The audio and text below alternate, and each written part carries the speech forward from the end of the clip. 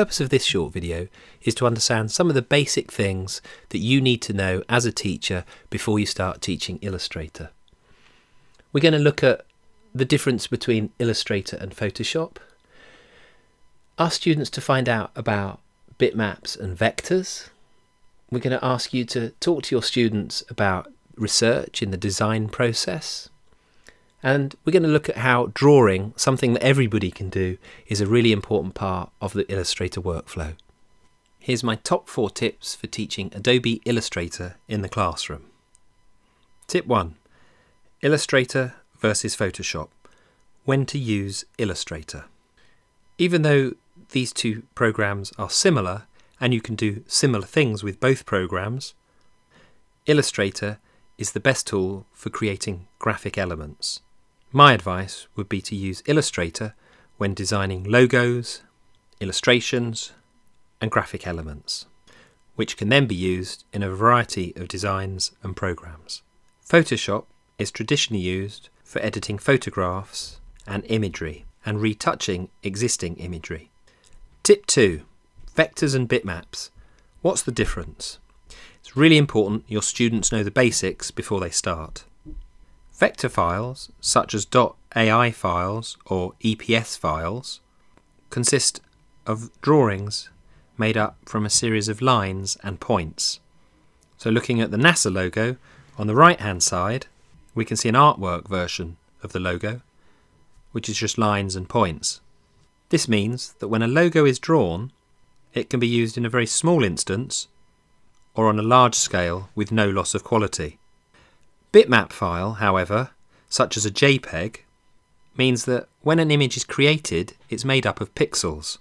When these pixels are scaled up, a loss of quality occurs and an image becomes pixelated.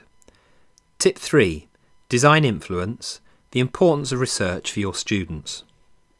My advice when starting any classroom-based project is to start by getting your students to look at existing design work. Looking at things like graphic art and infographics, where data is produced and visualized in an interesting way, and detailed illustration, where sometimes drawings are scanned in and vectorized using Adobe Illustrator. Tip 4. Illustrator and hand skills. It's really important to get students to use their drawing skills and to know that it is part of the Illustrator workflow. It's always great to work by hand and not get too caught up in using the computer for all your designs. One great classroom exercise is to use students' hand drawings, which are then scanned and vectorized in Adobe Illustrator. This piece of work by New York-based illustrator Jessica Heach shows off her hand-drawn skills, but also her ability to use Adobe Illustrator to enhance those drawings.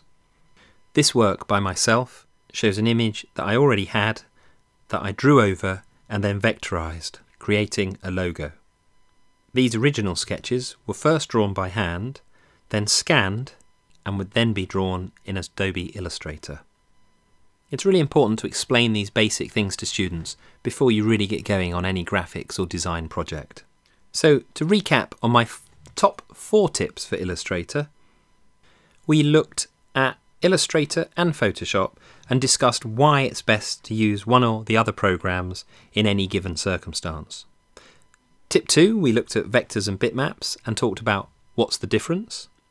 Tip 3, we looked at design influence and the importance of research. Tip 4, we looked at Illustrator and hand skills and how hand drawing can play a great part in drawing great vectors.